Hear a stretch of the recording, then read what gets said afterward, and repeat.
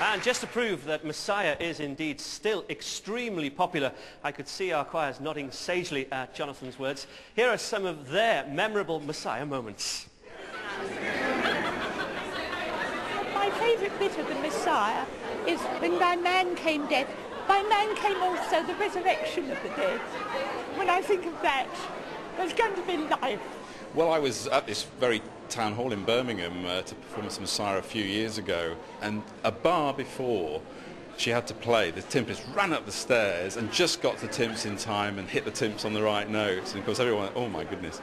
And afterwards you find that she'd managed to lock her sticks in her case underneath the stage and was frantically trying to get out and just made it. By far the best time that I ever sang anything from the Messiah was when we sang for the BBC Songs of Praise Easter 1998. At the time I was going through chemotherapy for advanced breast cancer, and to be honest I was wondering whether it would be the last time I ever sang the Messiah, but here I am 10 years later and I'm fighting fit and completely clear. A few years ago, a local choir asked me to conduct a few of the choruses, and I'd never conducted a four-part choir before. It was quite nerve-wracking having to remember all the different parts on the night, but I had to make sure I got it right because my mum was actually singing the sopranos as well, so she's my sternest critic. Still with me, composer Howard Goodhall. How can we continue Handel's legacy? Well, Handel thought it was very important that people should actually take something away from their musical experiences, either as a listener or as a participant. He didn't think it was enough just to have a little bit of entertainment and then move on to the next thing. He really believed that a piece of music could change you. But I think everybody in this room who has taken part in this piece today and who sings pieces of music generally would say, I think, that in some ways it does change them. And I think that one of the reasons Messiah has lasted so long is because it has that transformative effect. If you really want people to sing and join in community singing, actually singing as groups is a wonderful experience to have. If you want that, you've got to go on writing new pieces. You can't just have 2 or 3 old ones going round and round again. And I would like to think that amongst the fabulous Blue Coat school singers here, the younger singers here in this choir, there were 1 or 2 of them might actually want to write a piece that everybody could sing, or that large numbers of people sing. And I think that would be a fantastic legacy from having participated in it as a singer, is that you'd want to hand it on and write a piece for the future that would be the modern equivalent of this.